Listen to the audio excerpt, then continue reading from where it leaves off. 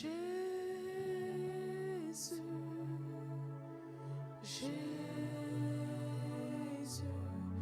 que je t'aime, que je t'aime. Jésus, Jésus, Jésus. C'est pas ton amour que nous sommes là où nous sommes.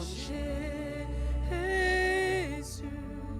que je t'aime, oh, que je t'aime. Sans ton amour manifesté, ta grâce, ton sacrifice, nous ne serons pas là où nous sommes, Seigneur. Nous te disons, oh, Jésus, que je t'aime, que je t'aime. Une sœur, une vertueuse, un frère peut dire oh oui Jésus, Jésus, Jésus, que je t'aime. C'est lui qui a donné à la femme sa place et qui l'a établi dans son corps comme un membre à part entière. Jésus, Jésus, j'aime.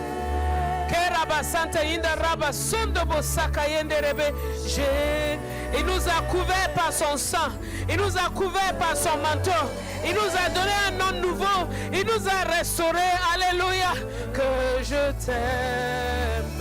Jésus, Jésus, j'aime. Je ne peux pas rester sans exprimer ma joie, mon amour pour toi, car Seigneur, tu en es digne. Que je t'aime,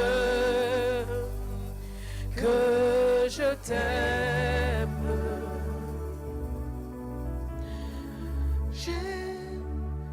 Jésus, Jésus, que je t'aime, que je t'aime. Tu es merveilleux et je vois ton visage et les marques de ton amour, les clous dans tes mains, Seigneur, cette lance à ton côté, les clous dans tes pieds, la couronne d'épines sur ta tête sont les marques de ton amour.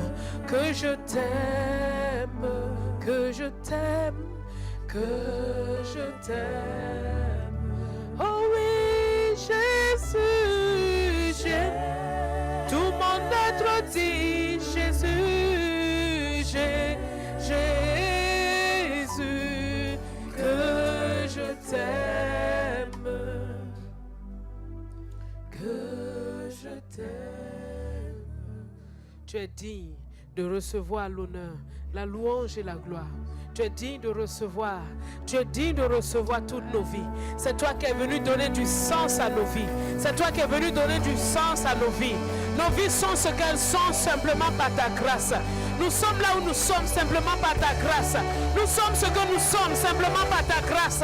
Et ce matin, nous disons que nous t'aimons pour recevoir davantage de ta grâce, pour aller de l'avant en ton nom, pour aller de l'avant en ton nom. Dans ta grâce, nous sommes ce que nous sommes. Nous pouvons ce que nous pouvons par ta grâce. Nous avons ce que nous avons par ta grâce. C'est dans ta grâce que nous vivons. C'est dans ta grâce que nous marchons. C'est dans ta grâce que nous sommes plongés. C'est dans toi, Christ, que nous sommes. Et je t'aime, Seigneur Jésus. Nous t'aimons, Seigneur Jésus. Merci. Merci. Merci. Merci. Merci. Merci. Merci Jésus. Gloire, honneur et louange à ton nom. Gloire, honneur et louange à ton nom. C'est dans ton sang qui t'a plongé. C'est dans son sang qui t'a plongé. C'est en lui qu'il t'a caché. C'est en lui que tu es, que tu as, que tu peux. C'est en lui, en lui, en lui, en lui. Reba Santa Yekarabahanda inda. Yondobo Shende Rebahanda. Yekeba Sakarabahanda. Yondorobo Shende Rebe. Le ciel et la terre peuvent passer. Son amour ne passe pas. Alléluia. Kiraba Santa inda. Ses compassions, ses miséricordes ne passent pas. Merci, Père. Merci. Merci. Merci. Merci. Te rendons grâce, Père, de nous avoir donné ce jour. Merci parce qu'en Christ, tu nous as tout donné. Tu nous as donné une nouvelle identité, une nouvelle grâce, une nouvelle capacité. Tu nous as donné tes dons. Tu nous as donné le Saint-Esprit. Tu nous as tout donné. Tu as enlevé la honte, la peur et tu nous as revêtus de ta dignité. Merci parce que nous sommes ce que nous sommes par ta grâce que nous recevons encore abondamment. Qu'elle soit répandue sur ton peuple et que ton peuple la reçoive abondamment. Dans le nom de Christ Jésus. Amen. Amen, amen, amen, amen. Gloire à Dieu. Wow, gloire à Dieu. Merci Seigneur.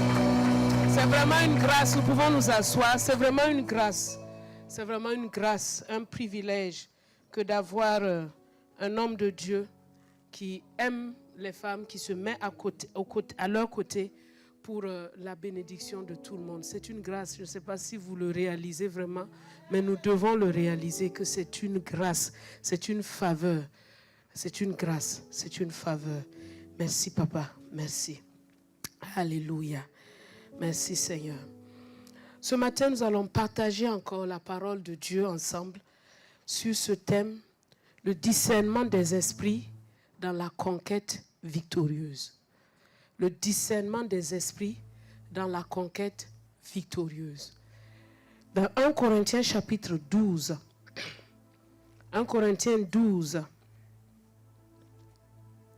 le verset 10, il est écrit: à un autre, le don d'opérer des miracles. À un autre, la prophétie.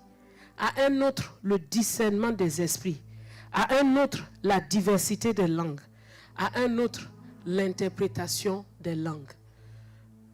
Les dons spirituels, nous sommes dans le mois du rôle et de la place des dons spirituels dans la conquête victorieuse. Notre premier mois, qui était un mois général, nous avons vu l'importance de la prière. À travers le séminaire Arbre de Vie, à travers tous les enseignements, nous avons vu que nous devons prier pour pouvoir entrer dans les conquêtes victorieuses que Dieu nous donne. Et ensuite, le second mois, nous avons vu le trio triomphant. La foi, l'amour et l'autorité. Comment Dieu nous a donné une autorité à exercer dans la foi et dans l'amour. Et en ce mois, Dieu vient ajouter encore une autre brique et il nous dit que les dons spirituels ont un rôle, une place importante dans cette conquête victorieuse. Et l'apôtre Doudou, notre papa, nous a enseigné comment nous devons triompher du fait de penser que les dons spirituels ne sont pas pour nous. C'est pour tout le monde. La Bible dit à chacun. Donc toi qui es assis là, à toi, les dons spirituels, Dieu veut les communiquer à toi. À toi, à chacun, donc à toi. Pour le bien de tous. Et comme c'est pour le bien de tous, il faut que ce soit l'amour qui te motive. Parce que s'il n'y a pas d'amour, le bien là, pourquoi tu vas chercher le bien de quelqu'un que tu n'aimes pas? C'est l'amour qui nous motive et qui fait en sorte que nous sommes désireux de manifester les dons spirituels. Et il a dit une chose très importante le jeudi, il a dit, si nous ne désirons pas, c'est que nous n'aimons pas les gens. C'est qu'il y a un défaut d'amour.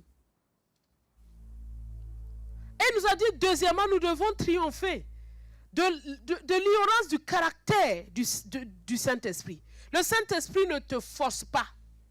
Il ne t'oblige pas. Il est doux. Il te montre la voie. Et il s'attend à ce que librement de toi-même, tu puisses y aller. Et s'il te manque la force, tu peux le lui demander. Mais il ne va pas t'obliger à le faire. C'est vrai, mais je n'ai pas la force de le faire. Demande-lui la force de le faire. Alors il verra que tu veux le faire, mais que tu n'as pas les ressources. Alors il te le donne. Mais quand on lui résiste, il s'éteint. Que Dieu nous en garde au nom de Jésus. Et la troisième ignorance, c'est qu'il nous a que le Saint-Esprit est Seigneur. Il est Dieu. Et quand il dit une chose, nous devons obéir. Et donc, il y a des dons qui ont été cités. À chacun, on dit la parole de sagesse. À un autre, la parole de connaissance. À un autre, la foi. À un autre, le don de guérison. À un autre, le don d'opérer des miracles. À un autre, la prophétie. À un autre, le discernement des langues. À un autre, l'interprétation des langues. 9 dons. La parole de sagesse, elle peut être si simple, mais tellement efficace. Quand cette église a commencé, nous étions à Anfa. Nous étions 70. Quand nous devions déménager pour le premier site, je ne sais plus c'était en quelle année, peut-être 2010, voilà, 2010. Ça fait déjà 14 ans. Waouh. On était 70. Le loyer était de 7000. Et pour payer ce loyer-là, on regardait si chacun a payé sa dîme. Parce que tu ne peux pas sauter, tu ne peux pas ne pas payer ta dîme. Payer le loyer, là, doit sortir. Et quand on devait déménager, on a eu la foi pour ça. On dit on va déménager. Le loyer sera de 10 000. On dit il n'y a pas de problème. Dieu va nous aider. 7 000 à 10 000, le saut est petit. On arrive, on doit faire le déménagement. Le bailleur dit une église dans mon local là. Non, vous allez me faire trop de bruit. Je vais seulement vous accorder ça si vous insonorisez la salle. On dit d'accord, on va insonoriser. On pensait que c'est une petite affaire. On part, on demande les prix. On nous sort une facture de 70 000 dirhams. Hein? Quand on a regardé 70 000 dirhams, nos yeux se sont ouverts. Hein? 10 000 même on ne peut pas payer. 70 000 on va payer ça comment? Donc on commençait déjà, on se demandait, est-ce que c'est toi Seigneur? Est-ce que c'est bien toi? Tu sais, parfois Dieu te conduit dans des voies, mais après les réalités, là, tu te... Est-ce que c'est toi? Et on était là en conseil, je me souviens. Papa Dodé, qui est maintenant au Canada, a dit, mais attendez, 70 000, on est 70. Si chacun donne 1000 dirhams, on est arrivé, on s'est dit, non, peut-être qu'on peut. Mais cette parole de sagesse, c'était une parole de sagesse.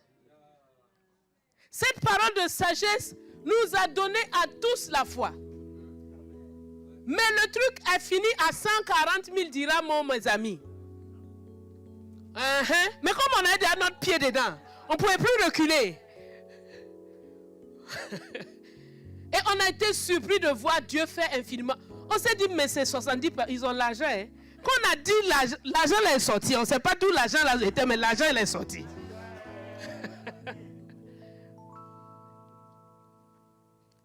C'est rien qu'une parole, mais qui est venue aider tout le monde. On savait que Dieu voulait que nous allions. Mais pour gagner cette conquête-là, il nous fallait une parole de sagesse. Pour enlever la peur, il nous dit, vous pouvez.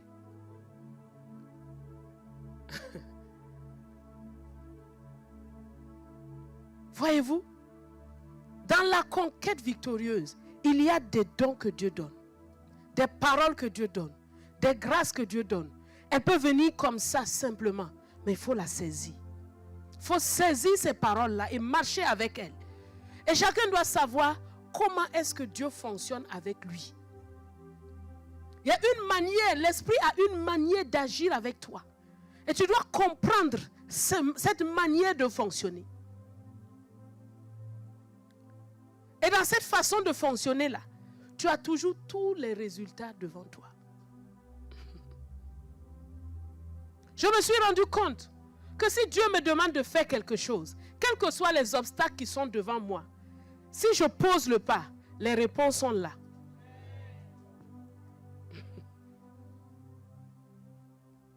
Quand les femmes devaient aller le matin de bonne heure à la tombe de Jésus, elles se sont posé la question, qui va rouler la pierre? Nous deux frères femmes là, on ne peut pas rouler cette pierre. Mais ce qu'elles ne savaient pas, c'est que la pierre était déjà roulée. Et je veux que tu saches, quand Dieu t'envoie quelque part, ne t'assois pas en train de calculer les obstacles, les difficultés, comment je vais faire. Non, dis oui Seigneur, j'y vais. Et en marchant, tu vas voir que les anges de Dieu t'ont déjà précédé. Les anges de Dieu ont déjà frayé le chemin pour toi. Les anges de Dieu ont déjà manifesté toutes choses pour toi. C'est une chose certaine. Une chose certaine. Il y a toujours les ressources devant nous. Parce que celui qui nous envoie, il est esprit. Et il envoie ses anges à notre faveur. Il envoie son esprit à notre faveur. Tu ne le vois pas, mais il est réel. Et donc, ce matin, nous allons mettre un zoom sur un des dons qui s'appelle le discernement des esprits. Vous savez, le discernement des esprits, c'est un don spirituel, une capacité surnaturelle que Dieu donne, mais dont nous avons besoin tout le temps. Le discernement des esprits. Discerner, c'est cette chose-là que je suis en train d'entendre là. C'est cette chose-là que je suis en train de voir là. Elle vient de Dieu ou pas?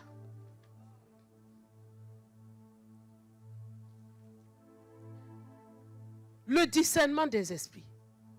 Si Ève avait discerné que derrière ce serpent-là, il y avait le diable lui-même qui était en train de la tromper, elle n'aurait pas mangé le fruit. Mais c'est parce qu'elle a été séduite. Parce que le discernement des esprits vient te préserver de la séduction. Le discernement préserve de la séduction.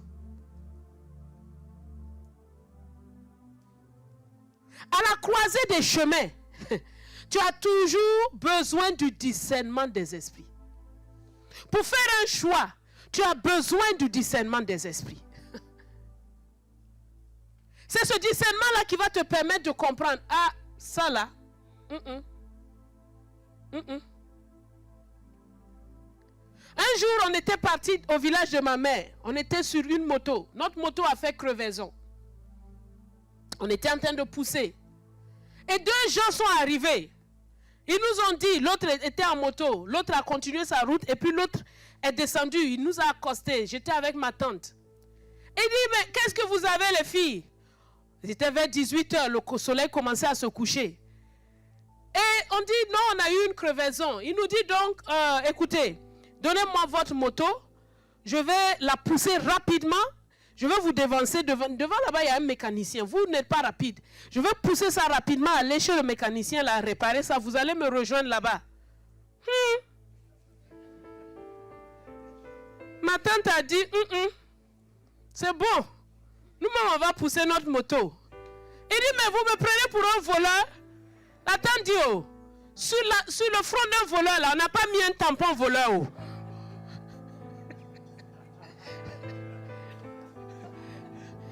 Ma tante dit, sur le front d'un voleur, là, on n'a pas écrit, il n'y a pas un tampon voleur. Donc, nous, on ne peut pas dire que tu es un voleur. On dit seulement, oh, qu'il faut laisser notre moto. On va pousser notre moto arriver. Vous êtes deux. Toi, tu descends. Ton camarade continue. C'est quel plan vous avez fait?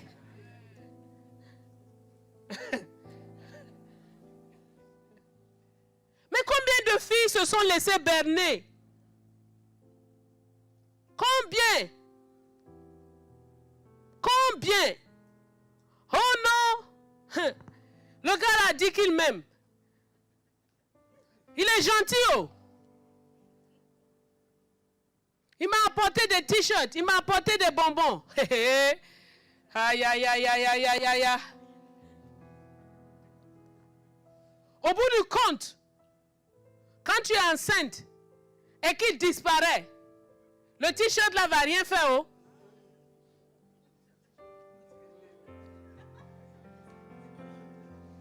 Mais c'est toi qui as une charge pour toute la vie.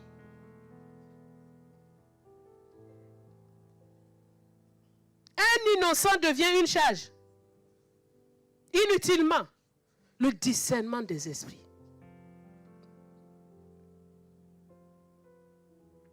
Le discernement des esprits. On en a besoin au carrefour de la vie. La Bible dit dans Proverbe 8, dans Proverbe 8, c'est la sagesse qui parle et elle nous montre qu'on a besoin de ce discernement-là. Proverbe 8, la sagesse ne crie-t-elle pas? L'intelligence n'élève-t-elle pas sa voix? C'est au sommet des hauteurs, près de la route, à la croisée des chemins qu'elle se place, à côté des portes, à l'entrée de la ville, à l'intérieur des portes, elle fait entendre ses cris. Quand tu es en haut, tu as besoin du discernement. Au sommet des hauteurs, c'est-à-dire, quand on était à l'école, on nous enseignait l'histoire. L'histoire de tel peuple. Sa naissance, son apogée et son déclin. C'était toujours comme ça, non? Donc quand tu arrives au sommet là, c'est là où même tu as le plus besoin de la sagesse et du discernement.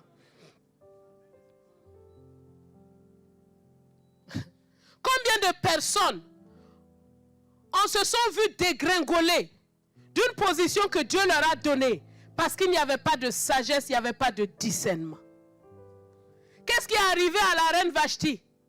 Parce qu'il y a eu un manque de sagesse. On t'appelle. Mais l'appel là aussi n'était pas simple. Hein? C'était viens faire un défilé toute nue devant mes gars, ils vont te regarder comment tu es belle. C'est facile? Oui, c'était ça. Aïe. C'est facile à faire ça? Mais c'était le fantasme du roi. Je veux que tout le monde voie comment tu es jolie. Mais ils ne vont pas toucher.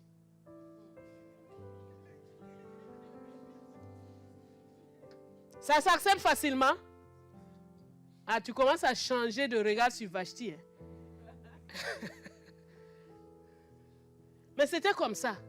Mais ça ne se refusait pas. Ça ne se refusait pas. Elle allait venir avec sa couronne seulement sur sa tête. Puis défiler.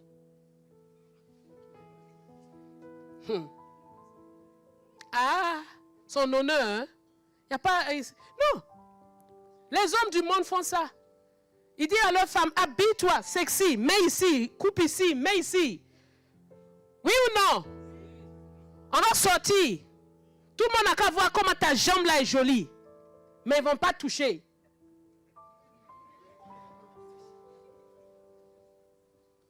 Il faut de la sagesse, il faut du discernement. L'ordre n'est pas bon. Mais comment on va s'y prendre?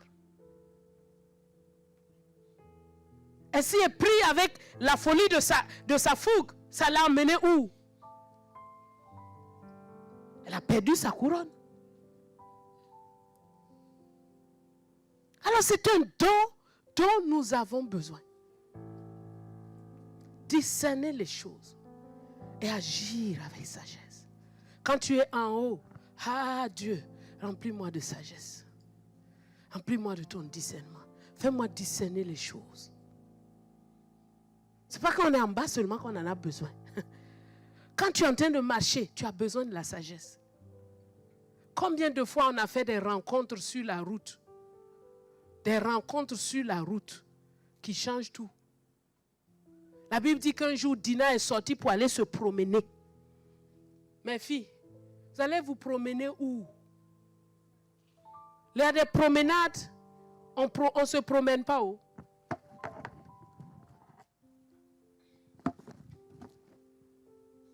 On ne se promène pas où? Tu ne connais pas quelqu'un à Marrakech. Tu connais personne là-bas.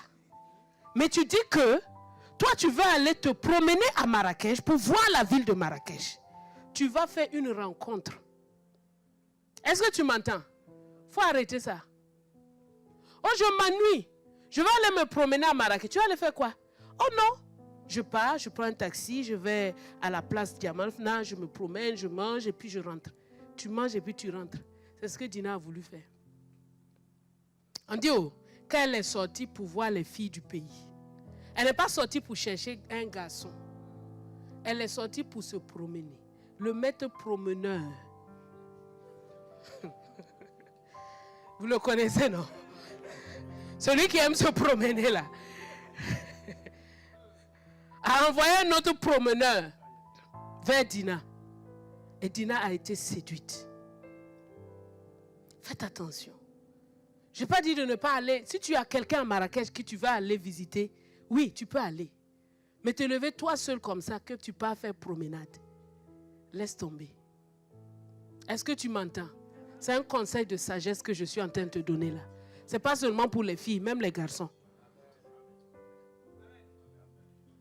Oh non, je flâne. Tu flânes. Aïe, aïe, aïe, aïe, aïe. Faut pas flâner, hein.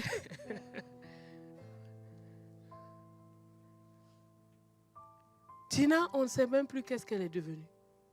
Quand ses frères sont partis l'arracher de la maison là-bas, là, elle est venue s'asseoir, faire le tour pour elle jusqu'à sa mort. C'est fini.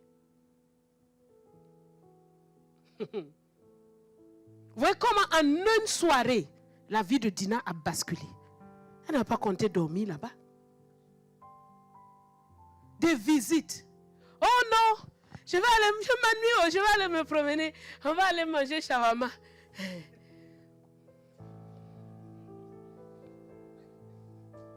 Après le shawarma, il a plu. Et après la pluie, il n'y a plus de taxi. Donc seulement, demain tu vas partir, dormir. Moi. Fille de Dieu, dormir. Pourquoi? Pourquoi? Mais ça a commencé par une petite promenade. Attention. Il faut discerner les choses.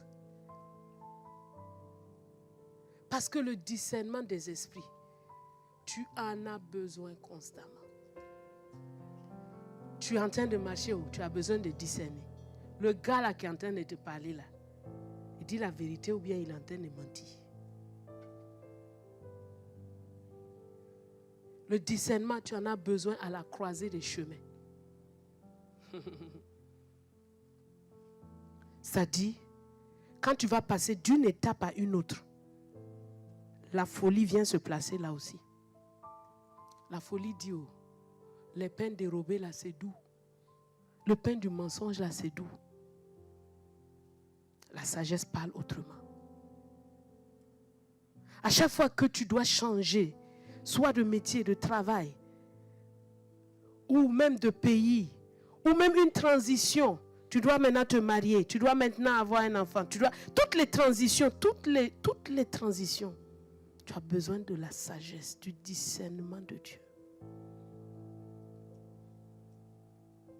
À côté des portes, c'est-à-dire quand il y a de nouvelles opportunités qui s'ouvrent devant toi, tu en as besoin. Et elle crie, hein? C'est-à-dire que tu vas l'entendre forcément. Elle ne murmure pas, elle pousse des cris.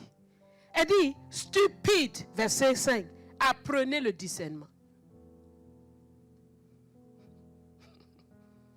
Il y a des gens qui n'aiment pas ce mot-là. Moi, on qualifie de stupide. Oui. Ce n'est pas une insulte. Dieu ne t'insulte pas. Il te dit, reconnais d'abord ton état. Parce que Jésus a dit qu'il n'est pas venu pour les bien portants, il est venu pour les malades. C'est parce que d'abord je reconnais que, oh Seigneur, il me manque ça là. Que je dis, apprends-moi l'intelligence. Et il veut le faire et il va le faire au nom de Jésus. Alors pour continuer la conquête convenablement, tu as besoin de ce don-là. J'ai besoin de ce don. Comment recevoir le don du discernement des esprits? Comment la recevoir? Premièrement, par la parole de Dieu. C'est-à-dire que la parole de Dieu elle-même t'enseigne à discerner. Tu comprends? La parole de Dieu elle-même t'enseigne à discerner. Le jour où j'ai médité sur Dina, j'ai compris que les promenades sans but là, c'est dangereux. tu vas me voir me promener sans but. D'abord, je n'aimais pas beaucoup les promenades, mais en plus, te lever comme ça, aller te promener sans but. Tu vas faire ça encore? J'ai parlé à quelqu'un. Vous êtes là ou bien vous n'êtes pas là? Certains ne veulent pas me répondre. Pourquoi? Vous êtes fâchés? Je vous ai dit quelque chose. Mais ce que je te dis là, c'est pour ta vie, non? Donc la parole de Dieu elle-même, elle te donne du discernement. Elle te dit ça là. Si un gars vient, il dit bon, écoute ma soeur, je t'aime bien. Mais où est-ce que c'est écrit même que deux personnes qui s'aiment là, quand ils couchent ensemble, c'est mauvais? On a fait du mal à qui? On n'a pas fait du mal à un homme, on ne l'a pas volé. C'est nous deux. Et puis on est sincères, non? Ah oui, ce sont des arguments comme ça qu'on vous donne là. Et tu penses que, c'est vrai, hein? Est-ce que j'ai pas volé quelqu'un? Et puis tu fais du mal à ton propre corps. Tu fais du mal à l'autre aussi. Mais quand tu connais la parole de Dieu, il n'y a pas de discussion dans cette affaire. Le mal, c'est le mal. Et Dieu sait pourquoi. Il n'est pas bon. Il n'est pas bon. Un homme qui ne s'est pas engagé envers toi. Tu ne peux pas lui... non, l'intimité, ce n'est pas pour lui. Tu comprends? Parce que dès qu'il n'y a pas l'engagement là, ça veut dire que l'amour là, il n'est pas vrai. Il n'est pas profond. Regardez ce qui est arrivé à Tamar et à l'autre. Le gars, il dit qu'il brûle, qu'il ne peut même pas respirer. Il est malade. Malade d'amour. Sans toi, là, je ne peux pas vivre. La seconde d'après, qu'est-ce qui s'est passé? L'amour s'est transformé en haine. C'est ce qui arrive, fille. Ne sois pas choquée. Oh, mais l'homme là, vraiment, depuis qu'il m'a eu là, vraiment, il me traite mal. C'est normal. C'est ce qui devait se passer. C'est pas qu'il est mauvais, hein. C'est une loi de Dieu. C'est inscrit en lui. Donc, toi la femme, quand tu comprends ça, tu sais que c'est pas l'amusement. Hein. C'est pas l'amusement. Tu discernes que cette manière de faire, là, cette manière de vivre, là, elle n'est pas conforme à la pensée de Dieu. Si tu m'aimes vraiment, alors tu vas t'engager. C'est ce que Tamar a dit à Amnon. Mais ça, c'est pas un problème. Tu dis au roi, le roi va nous marier. Parce qu'en ce moment-là, ça se faisait. Ils étaient des demi-frères, ça se faisait. Mais quand l'amour n'est pas sincère, l'amour n'est pas patient.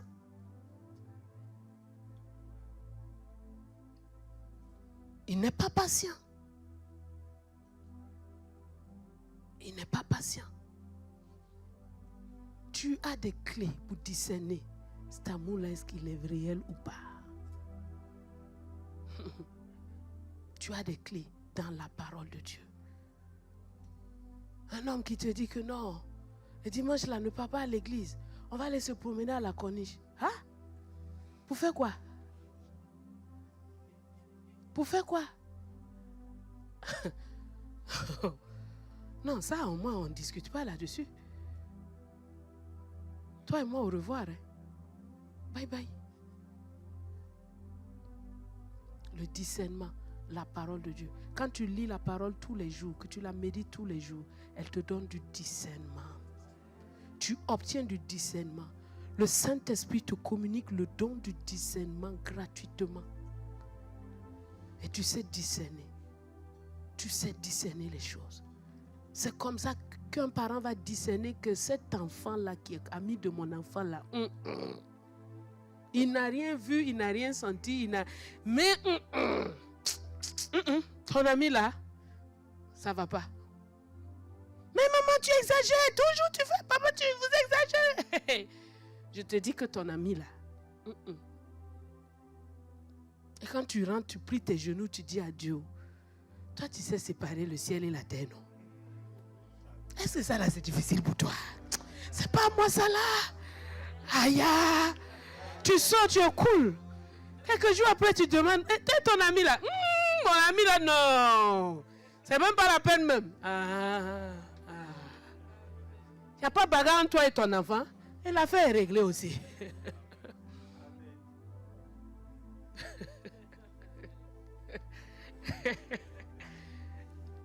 Sinon les papas, le mien, ça ne s'amusait pas. Hein. Si te dit une fois, j'aime pas ton ami là, je ne veux plus le voir dans ma maison. Il t'a dit ça une fois. Deuxième fois, il va te... S'il voit l'ami là chez lui, il va lui demander, toi tu es l'enfant de qui? C'est qui ton papa, c'est qui ta maman? S'il ne connaît pas là. Moi, je n'aime pas votre amitié là. Non. Donc je ne veux plus que tu viennes dans ma maison. Ah non, il te dit ça clair. Donc, si moi je n'aimais pas la honte, ça là, je n'aimais pas beaucoup. Si il me dit je n'aime pas, c'est fini. Je me débrouille, mais toi et moi, tu ne vas pas venir chez moi encore.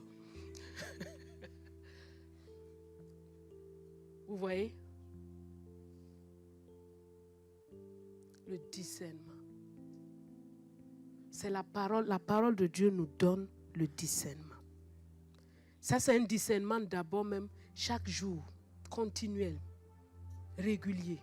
On discerne les choses. Ça là, non. Dieu ne veut pas ça. Quelqu'un qui vient s'asseoir, il te dit toutes les mauvaises choses que les gens lui ont fait. Et c'est toi seulement qui es le bon là. Tu discernes seulement que lui là, vous ne pouvez pas être amis. S'il a fait ça avec les autres, il le fera aussi avec toi. Mais si dans ton cœur tu veux vraiment être quelqu'un qui, ah non, moi je suis spécial, tu as vu? Elle a tout, non, tous les autres sont mauvais. C'est moi la seule. Hé, mon ami, ce qui va t'arriver, tu n'auras que tes yeux pour pleurer. Quelqu'un qui vient critiquer son ami et puis dit que maintenant là c'est toi. Tu sais que ça ne peut pas être ton ami. Tu dis gentiment d'une certaine façon qu'il faut aller devant avec tes calomnies.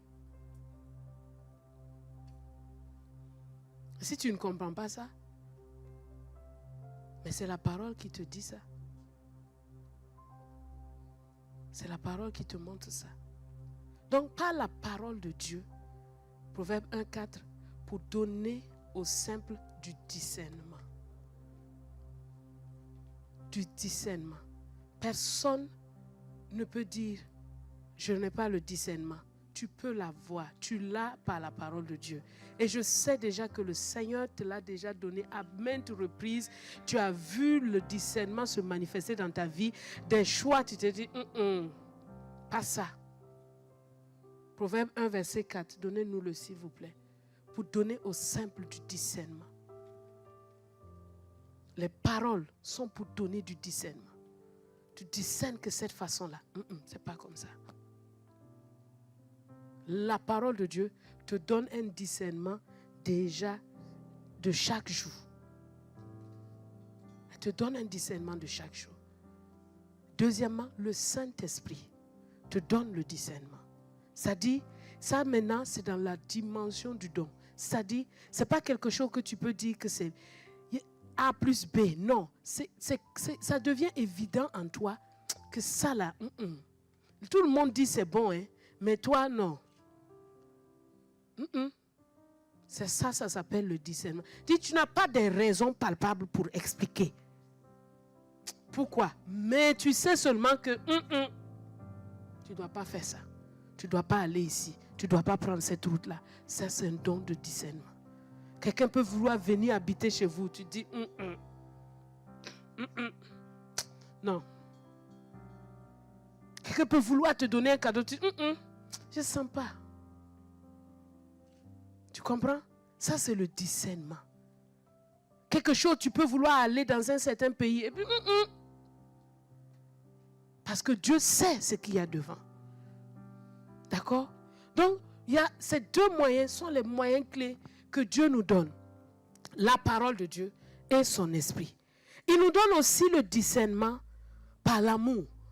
Philippiens 1, 9 à 10. Nous montre quand notre amour augmente, on discerne les choses les meilleures. Donnez le verset 9. Quand ton amour augmente, quand tu pries que ton amour augmente, Paul priait pour que leur amour augmente en connaissance et en pleine intelligence, pour le discernement des choses les meilleures. Il discerne les meilleures choses.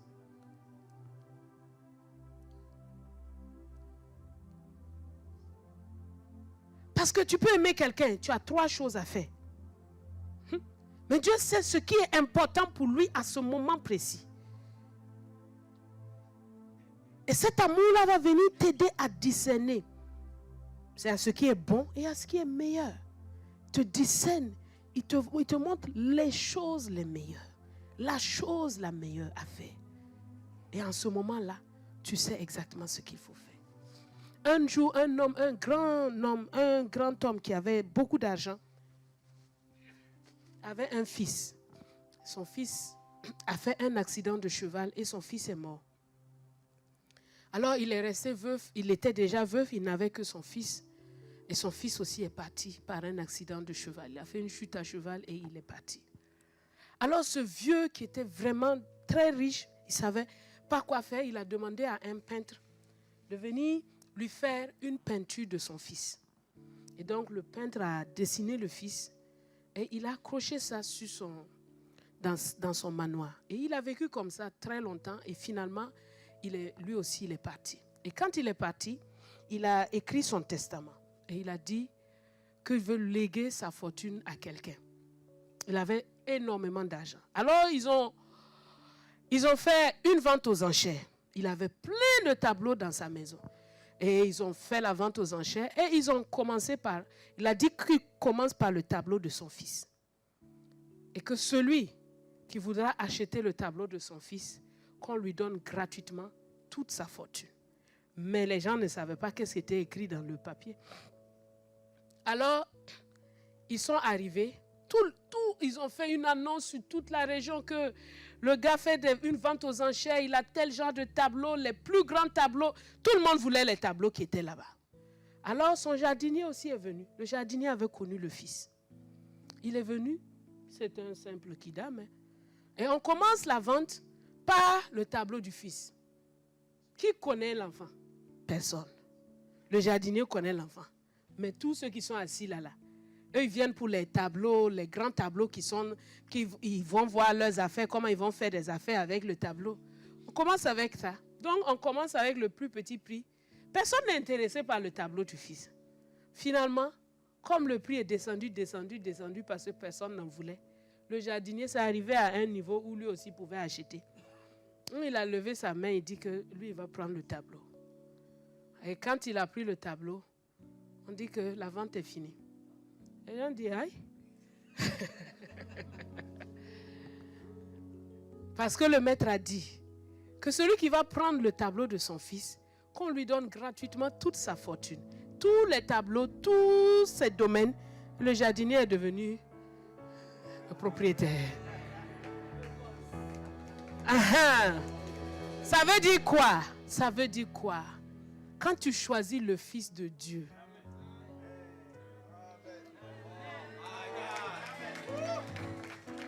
dans la vie, il y aura des choix qui seront là devant toi. Mais si tu regardes les biens, tu vas passer à côté. Mais si tu choisis la personne du Fils de Dieu, Dieu te donne gratuitement tout le reste. Choisis le Fils de Dieu. Ah, mais qu'est-ce que je vais gagner avec Jésus? Attends. On dit que tout est donné gratis. Avec des petites persécutions, mais qui sont mineures. Vous savez, c'est quand même tu es persécuté là, que ta foi augmente le plus. En temps de paix, c'est un temps dangereux. Pour le chrétien, le temps de paix est un temps dangereux. Parce qu'il a tendance à manger, à dormir et à ne pas être vigilant. Mais quand il sait qu'il y a une guerre là, il est là. Vous voyez? Donc, même tout ça, ça devient des choses salvatrices pour nous.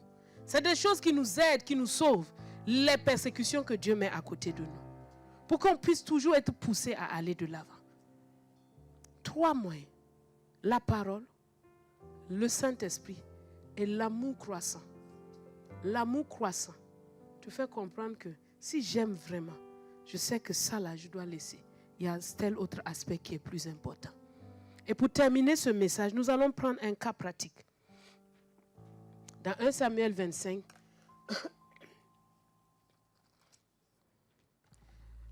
ça va nous montrer une histoire vraiment d'une dame. Et c'est bien parce que c'est la journée de la vertueuse, donc c'est formidable. Le Saint-Esprit nous fait un clin d'œil. D'une dame qui a manifesté ce don-là. Et ce qui est extraordinaire, et c'est seulement en méditant, je ne l'avais jamais vu depuis que je connais ce texte, c'est que Dieu est vraiment un Dieu de justice. Et on va voir les éléments à travers cette histoire de 1 Samuel 25. Et vous allez voir vous-même comment est-ce que Dieu, à travers le discernement qu'Abigail a eu, a emmené la justice dans la région. La Bible nous dit, Samuel mourut. Samuel est mort là. Vous imaginez dans quel état se trouve David? Il se trouve dans un état émotionnel bizarre. Il ne peut pas aller enterrer Samuel parce que s'il part, Saül va le tuer. Donc il apprend que Samuel est mort. Il apprend que tout Israël l'a pleuré et l'a enterré. Mais David n'était pas là-bas. Il ne pouvait pas se rendre aux obsèques de Samuel, son mentor, celui qui l'a toujours donné des paroles de connaissance, qui lui a montré comment est-ce qu'il doit marcher. Donc il se sent maintenant comme un orphelin. Est-ce que quelqu'un entend ça? Samuel se sent maintenant comme, David se sent maintenant comme un orphelin spirituel. Il est dans une peine. Il se lève, il descend. Quand on te dit qu'il descend là, ça veut dire qu'il descend. Spirituellement, David n'était plus à son beau fixe. Et donc, quelque chose va arriver à David. Il descend et la Bible nous montre qu'il y avait un homme fort riche qui possédait des biens à Carmel. Il avait 3000 brebis et 1000 chèvres. Et il se trouvait à Carmel pour la tonte de ses brebis. Le nom de cet homme était Nabal. Et sa femme s'appelait Abigail. C'était une femme de bon sens et belle de figure. Mais l'homme était dur et méchant dans ses actions. Il descendait de Caleb. Caleb, un homme de foi comme ça là. Il a mis au monde un enfant vraiment qui n'a pas voulu suivre quoi. Mais dans la grâce de Dieu, Dieu a mis à ses côtés une bonne femme. Une femme de bon sens. Parfois je me demande, Abigail, c'était mariage forcé ou bien? Parce que tu as tout ce bon sens là, tu n'as pas discerné que ce gars là, mais c'est la miséricorde de Dieu comme ça. Dieu ne laisse jamais quelqu'un périr tout seul, sans lui flanquer à côté de lui quelqu'un qui va l'aider. Dieu ne nous laisse pas, hein. Là où nous avons des fautes, des erreurs, des manquements là, il nous met toujours quelqu'un à côté pour nous aider. Mais il faut de l'humilité pour le reconnaître. Et donc, vous pouvez imaginer une femme vivre avec un homme dur et méchant. C'était agréable pour elle? Non. Parfois, une femme un peu de douceur et de souplesse, hein? On a beau être... mais parfois, on est femme, quoi. Non? Elle était dans ce foyer-là. David apprit au désert que Nabal tondait ses brebis. Il envoie vers lui 10 jeunes gens auxquels il dit, montez à Carmel, allez auprès de Nabal, vous le saluerez en mon nom. Et vous lui parlerez ainsi, pour la vie, sois en paix.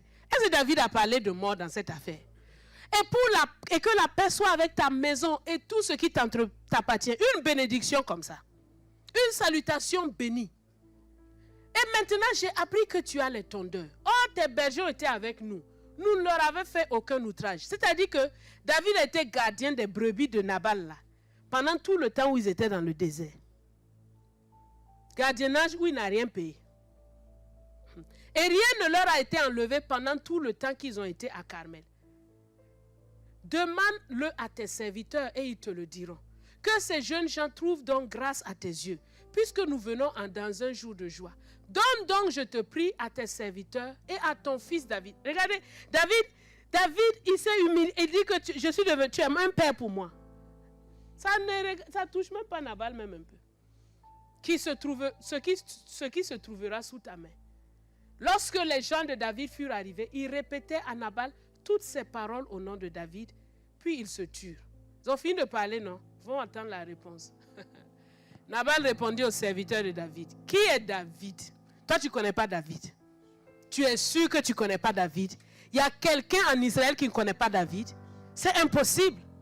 La Bible dit que dans tout Israël, les femmes chantaient. David a tué ses 1000. Et Saül a tué ses 1000. David, c'est 10 000. Toi, tu ne connais pas David? Tu ne connais pas celui qui a vaincu Goliath? Tu ne connais pas celui qui a fait que les Philistins là, ne sont plus en guerre contre le pays? Est-ce qu'aujourd'hui, là, un pays peut être en guerre? Et puis un homme, un héros, arrive à vaincre. Et puis il y a quelqu'un dans le pays là qui ne le connaît pas. Ça existe? Mais quand la folie prend quelqu'un, c'est la folie même. Même la folie dit que ça, c'est la folie.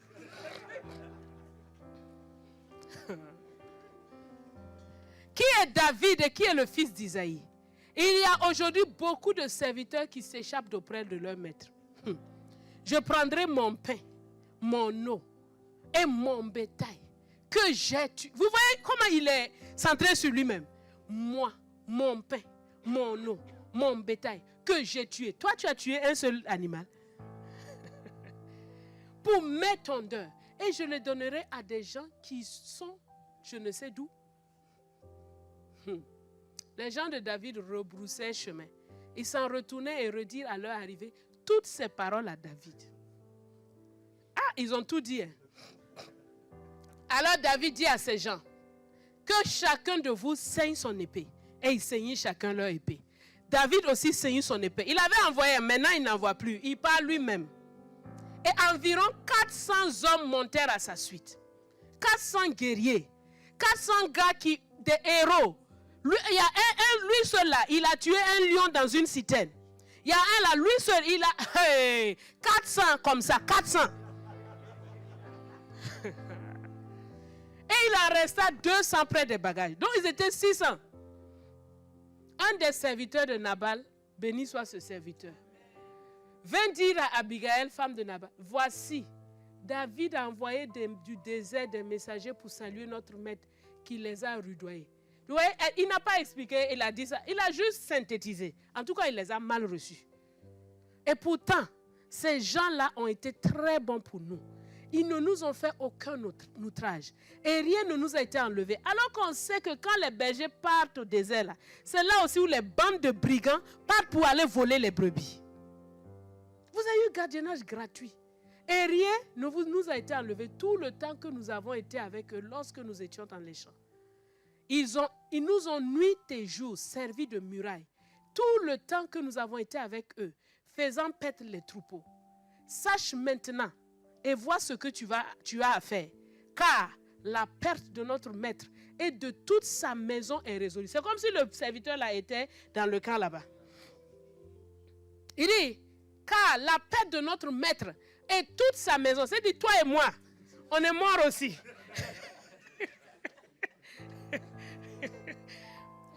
Et il est si méchant qu'on ose lui parler. Abigail prit aussitôt 200 pains. Elle n'a pas dit, bon, demain je vais voir ça. Tout de suite, 200 pains, 2 outres de vin, 5 pièces de bétail apprêtées, 5 mesures de grains rôtis, 100 masses de raisins secs et 200 de figues sèches. Elle les mit sur des ânes. Et elle dit à ses serviteurs, passez devant moi, je vais vous suivre. Elle ne dit rien à Nabal, son mari. Montée sur un âne, elle descendit la montagne par un chemin couvert. Et voici, David et ses gens descendaient en face d'elle, en sorte qu'elle les rencontra. David avait dit, c'est bien en vain que j'ai gardé tout ce que cet homme a dans le désert, et rien n'a été enlevé de tout ce qu'il possède. Il m'a rendu le mal pour le bien. Que Dieu traite son serviteur David dans toute sa rigueur. Si je laisse subsister jusqu'à la lumière du matin, qui que ce soit de tout ce qui appartient à Nabal. Donc, qui que ce soit, les brebis, les moutons, les ânes, les hommes, tout le monde allait y passer. Alors, lorsque Abigail aperçut David, elle descendit rapidement de l'âne, tomba sur sa face en présence de David et se prosterna contre terre. Puis, se jetant à ses pieds, elle dit, à moi la faute, mon Seigneur. Permets à ta servante de parler à tes oreilles et écoute les paroles de ta servante. Que mon Seigneur ne prenne pas garde à ce méchant homme, à Nabal, car il est comme son nom. Nabal est son nom. Il y a chez lui de la folie. Nabal veut dire fou. Comment même on peut nommer son enfant comme ça? Tous les jours Nabal. Tous les jours Nabal. La folie est venue faire sa demeure en lui. Et moi, ta servante, je n'ai pas vu les gens que mon Seigneur a envoyés. Maintenant, mon Seigneur, aussi vrai que l'Éternel est vivant et que ton âme est vivante, c'est l'Éternel qui t'a empêché de répandre le sang et qui a retenu ta main. Regardez maintenant comment elle va parler. Elle se met dans un domaine prophétique. Vous savez, là, Abigail a pris le rôle de Samuel. Abigail est rentrée dans le rôle de Samuel pour conseiller David comme Samuel conseillait David. Elle dit, aussi vrai que l'Éternel est vivant et l'Éternel est vivant. Aussi vrai que ton âme est vivante, ton âme est vivante. C'est l'Éternel qui t'a empêché de répandre le sang et qui a retenu ta main. Que tes ennemis, regardez, une femme qui parle de son mari, que tes ennemis, que ceux qui veulent du mal à mon Seigneur soient comme Nabal. Aïe, mais c'est ton mari, non? Elle se place du côté de la vérité. Elle se place du côté de la vérité. Le discernement, c'est faire une différence nette entre le bien et le mal. Et là, il n'y avait plus de sentiment dans le cœur d'Abigail. Elle a dit clairement, parce qu'elle sait que ça, là, sa folie, là, va lui payer un jour. Accepte ce présent que ta servante apporte à mon Seigneur et qu'il soit distribué aux gens qui marchent à la suite de mon Seigneur. Pardonne. Donc, accepte et pardonne la faute de ta servante. Elle a endossé la faute de Nabal comme sa faute. Car l'Éternel, maintenant la prophétesse parle. L'Éternel fera à mon Seigneur une maison stable. Pardonne, car mon Seigneur soutient les guerres de l'Éternel et la méchanceté ne se trouvera jamais en toi. Regardez comment elle est en train de relever David. Elle est en train de le consoler avec des paroles fortes. Si quelqu'un s'élève, s'il s'élève quelqu'un qui te poursuive et en veuille à ta vie, l'âme de mon Seigneur sera liée dans le faisceau des vivants auprès de l'Éternel. Non, elle est forte. Dis que ta vie est liée à la vie. Et à côté de Dieu, tu ne peux pas mourir. Et il lancera du creux de la fronde l'âme de tes ennemis. Elle sait parler le langage de David. David connaît la fronde. Qu'est-ce que la fronde fait? Hey! Lorsque l'Éternel aura fait du bien à mon Seigneur, tout le bien qu'il t'a annoncé. Donc elle sait que David, c'est le prochain roi qui est là. Nabal, il est fou ou quoi? Est-ce qu'on parle comme ça au prochain roi? Hey. Et qu'il t'aura établi chef sur Israël. Elle est en train de montrer à David, si tu ne fais pas le mal, regarde ce qui va arriver. Mon Seigneur n'aura ni remords. C'est-à-dire, quand tu seras sur ton trône là, tu n'auras aucun remords d'avoir versé le sang. Ni souffrance de cœur pour avoir répandu le sang inutilement et pour s'être vengé lui-même. Et lorsque l'Éternel aura fait du bien à mon Seigneur, souviens-toi de ta servante. Elle se voyait derrière la femme de David. Ah! Non, mais la femme est forte. Elle l'a prophétisé posé. David ne peut pas ne pas la prendre. Hey! Regardez comment le discernement a mis des paroles dans la bouche de David, de Abigail. Elle n'était plus dans un sentimentalisme. Non, elle n'était pas là. Non, c'est mon mari. Non. Oh, oh. Lui là. Non. Il s'est opposé à Dieu. Qu'est-ce qu'il va avoir? Il s'est opposé à Dieu. Qu'est-ce qu'il va avoir? Elle donne des paroles claires à David. Des paroles qui réconfortent David. David, regardez comment il va répondre. Il dit, Béni soit l'Éternel. C'est-à-dire que David a trouvé du réconfort avec cette femme-là. Le Dieu d'Israël qui t'a envoyé aujourd'hui à ma rencontre. Béni soit ton bon sens. Béni soit ton discernement. Et béni sois-tu, toi qui m'as empêché en ce jour de répandre le sang et qui a retenu ma main. Mais l'Éternel, le Dieu d'Israël, qui m'a empêché de te faire du mal est vivant. Non, il ne voit même plus. Il se disait, j'allais aussi tuer une bonne femme comme ça. Si tu ne t'étais pas hâté de venir au-devant de moi, il ne serait resté qui que ce soit à Nabal d'ici la lumière du matin. Et David prit de la main d'Abigail tout ce qu'elle avait apporté et lui dit, monte en paix dans ta maison. Vois, j'ai écouté ta voix et je t'ai favorablement accueilli. Waouh! Abigail arriva auprès de Nabal. Et voici, il faisait dans sa maison un festin, comme un festin de roi. Le vrai roi, il est dans la forêt là-bas. Toi, tu te prends pour un roi, quoi. Il avait le cœur joyeux. Vous savez comment on peut être joyeux, mais joyeux dans le danger, quoi. Et il était complètement dans l'ivresse. Elle ne lui dit aucune chose, petite ou grande, jusqu'à la lumière du matin. Elle n'a rien dit à Nabal. Il va comprendre quoi? Rien du tout. Mais le matin, l'ivresse de Nabal s'étant dissipée, sa femme lui raconta ce qui s'était passé. Le cœur de Nabal reçut un coup mortel et il devint comme une pierre. C'est-à-dire que son cœur dur là, ça s'est retourné sur lui-même. Et chaque fois que je lisais ça, je me disais toujours que c'est parce que Nabal était certainement choqué d'avoir échappé à la mort. Non, il n'était pas choqué d'avoir échappé à la mort. Hein. Il n'était pas content. Il n'était pas content que sa femme ait fait ça. Ah oui. Il n'était même pas repentant, même un peu. Il s'est bien endurci. Et Dieu dit, ok, Pierre, attaque en même temps. 10 jours après. Donc Dieu a attendu 10 jours. Est-ce que Nabal va changer un peu d'avis?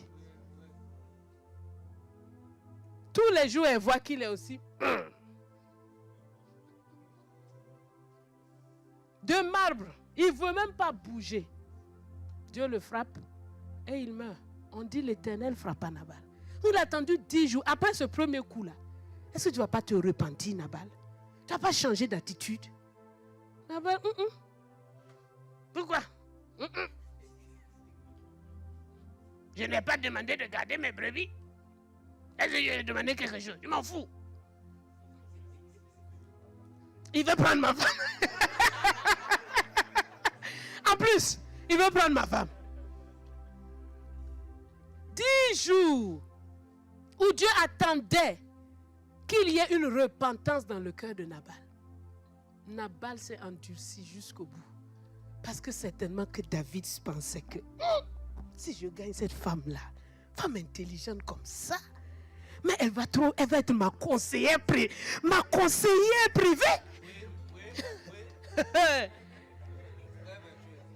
En tout temps, Nabal ne considère pas sa conseillère là. Pourquoi elle a fait ça? Ma nourriture. Et quand on regarde même la nourriture que Abigail a donnée à Nabal, à David, c'était insignifiant. 5 moutons. Tu as 3000 brebis. 5 moutons, c'est quoi? Mais tellement il est méchant. Il est méchant. Il s'endurcit jusqu'au bout. Et finalement, Dieu frappe Nabal. Et David dit que, allez la chercher.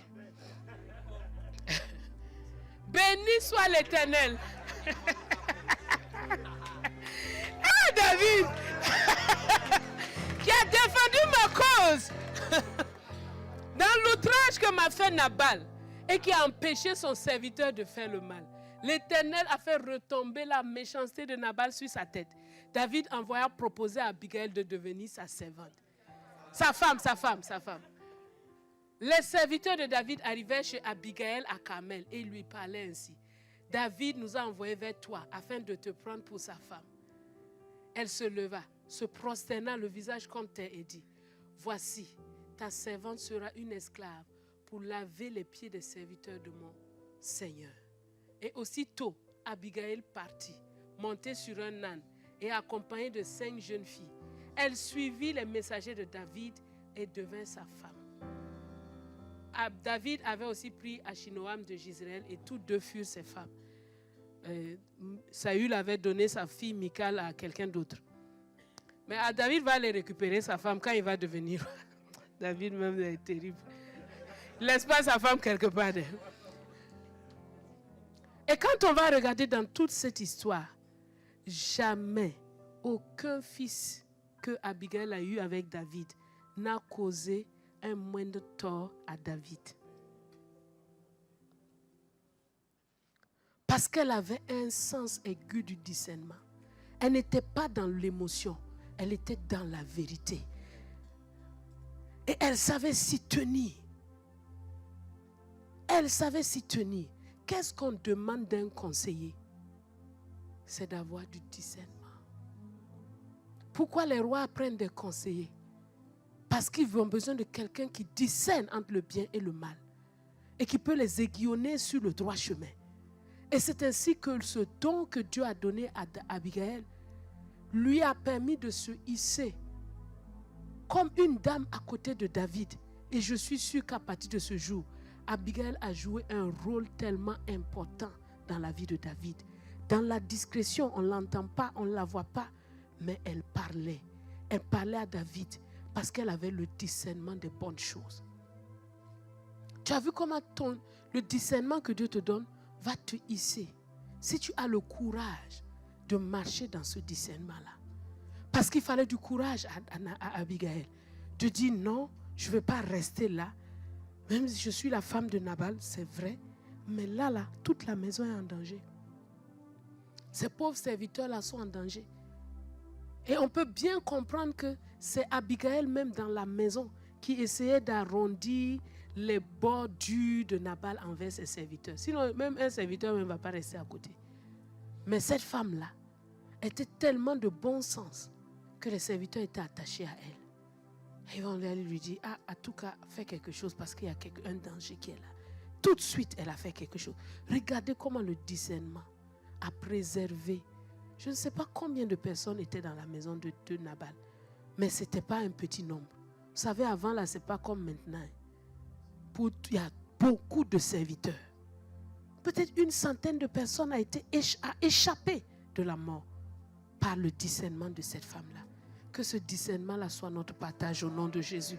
Que le Seigneur dote chacun de ce discernement, de ce courage pour aller de l'avant dans des conquêtes. Abigail a conquis non seulement sa propre vie, elle a conquis aussi la vie de tous ceux qui étaient avec elle.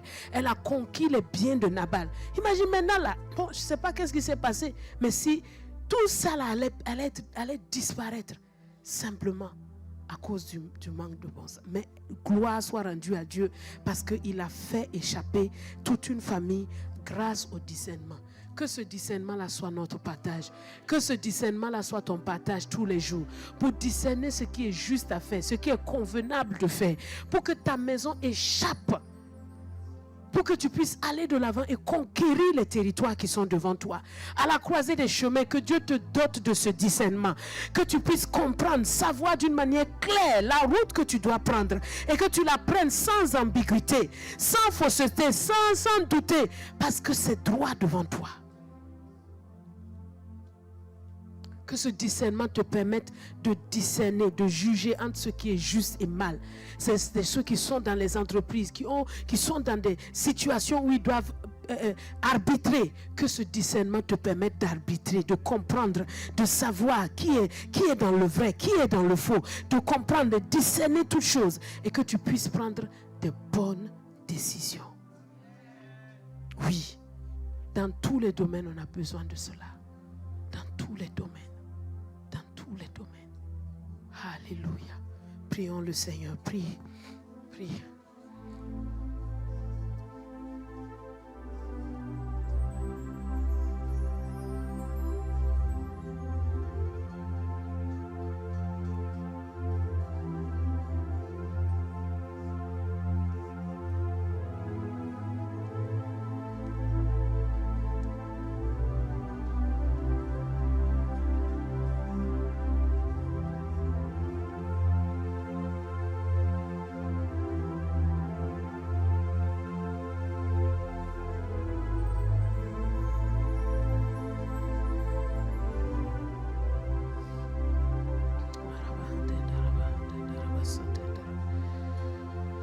Père, nous te rendons grâce parce que tu es bon pour nous.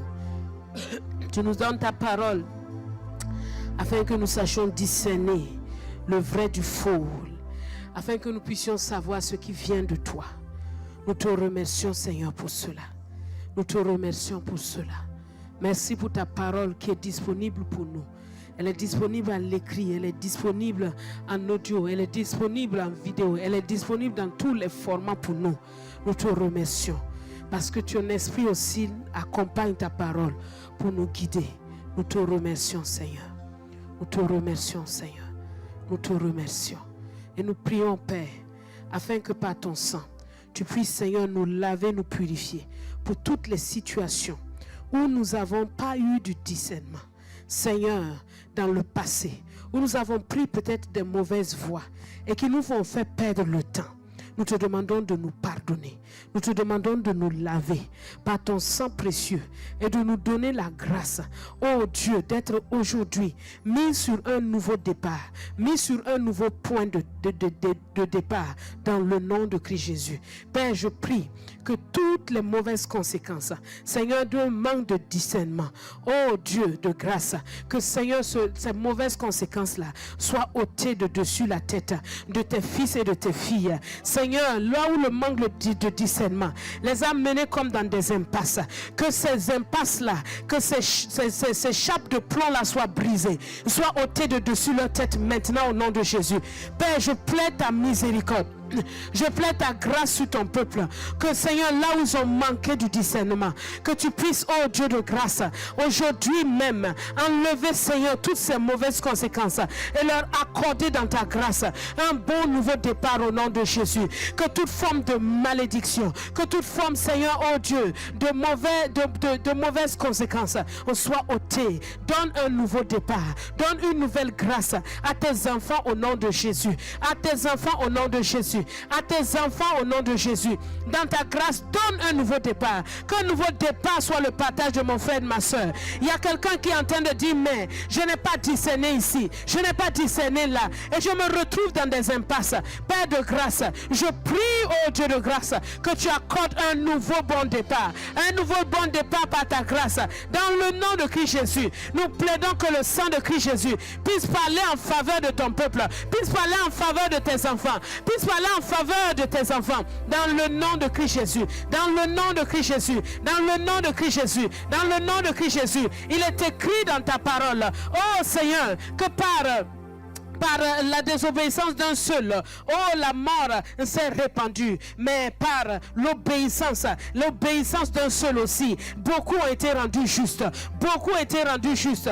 C'est pourquoi, oh Dieu, par cet acte de justice que Jésus a fait pour nous à la croix, la justification qui donne la vie s'étend sur tous les hommes, que la puissance de cette justification s'étend sur chacun de tes enfants, dans le nom de Christ Jésus, dans le nom de Christ Jésus, dans le nom de Christ Jésus. Oui, Père, que cette justification-là s'étende sur ton peuple maintenant, et que ton peuple, Seigneur, soit dans un nouveau départ, dans une nouvelle grâce, dans le nom de Christ Jésus, dans le nom de Christ Jésus, dans le nom de Christ Jésus. Recevez la grâce de la justification par le Saint-Esprit maintenant au nom de Jésus. Recevez cela au nom de Jésus.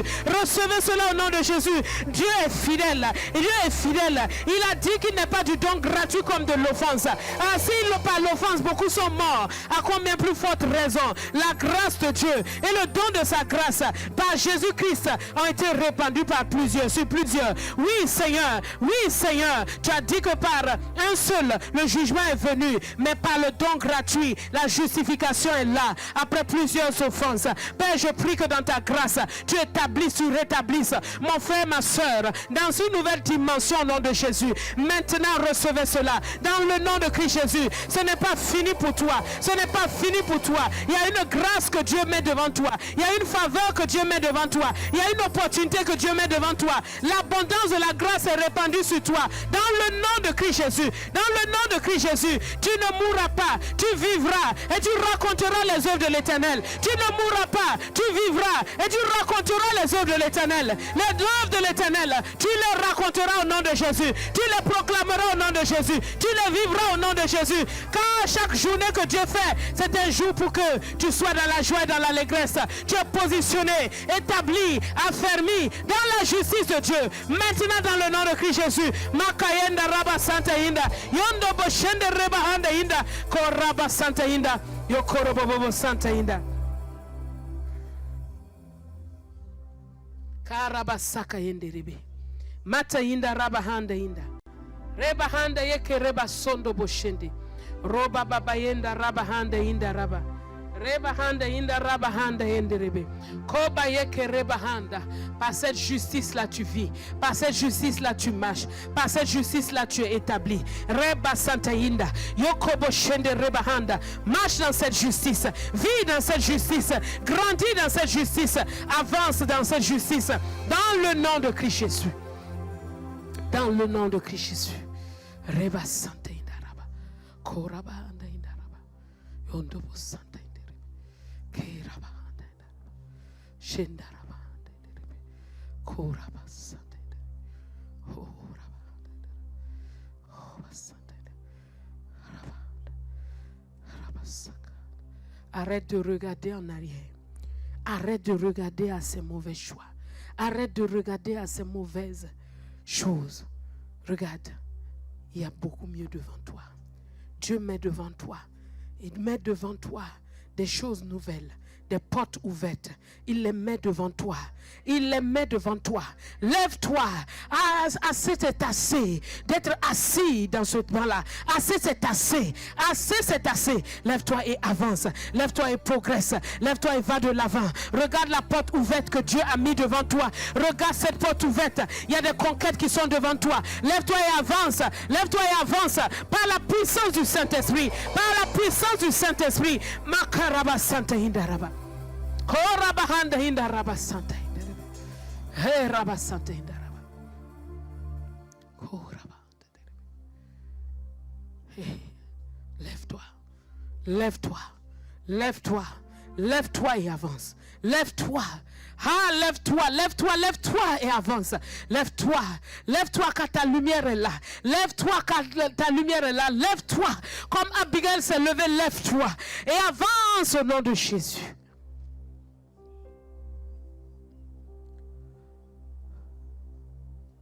L'heure de s'asseoir est terminée. L'heure de s'asseoir est terminée. Tu avances par la puissance du Saint-Esprit. Tu avances par sa grâce. Tu avances par sa grâce. Tu avances par sa grâce tous les jours de ta vie.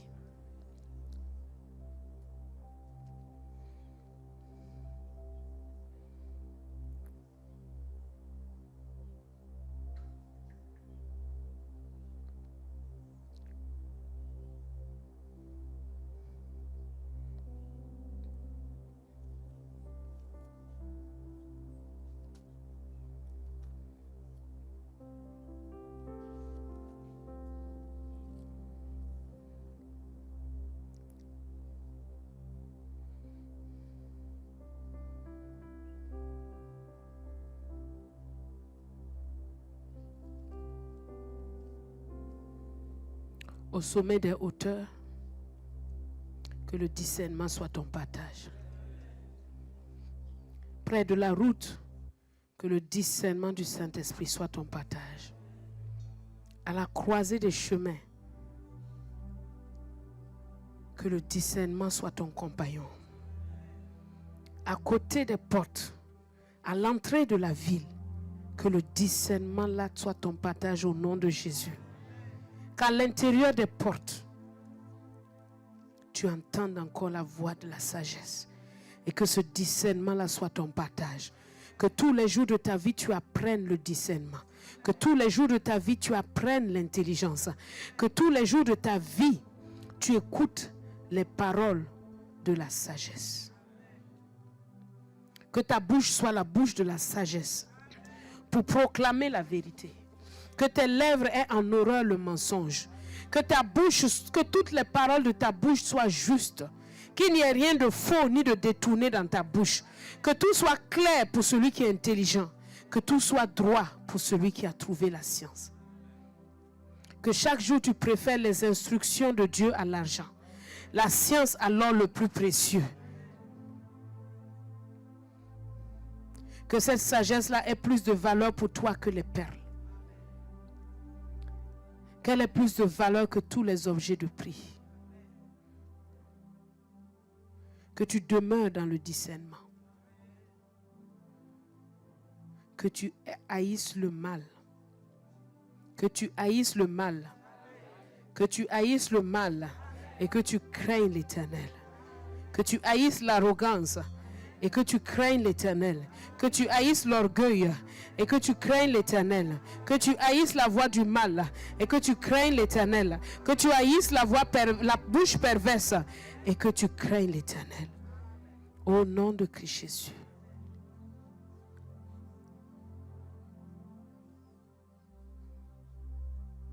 Que par cette sagesse et ce discernement, tu règnes. Que par cette sagesse, tu puisses ordonner ce qui est juste. Que par cette sagesse, tu puisses gouverner. Que tu puisses juger.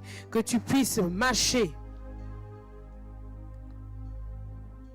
dans l'approbation divine. Dans le nom de Christ Jésus. Que cette sagesse-là vienne avec la richesse et la gloire dans ta vie. Des biens durables et la justice. Dans le nom de Christ Jésus. Conquiert tes territoires. Conquiert tes territoires. Conquiert tes territoires par le discernement des esprits. Conquiert au nom de Jésus. Conquiert au nom de Jésus. Conquiert au nom de Jésus par le discernement des esprits. Conquiert dans l'autorité du nom de Christ Jésus. Amen. Amen, amen, amen, amen, amen, amen, amen.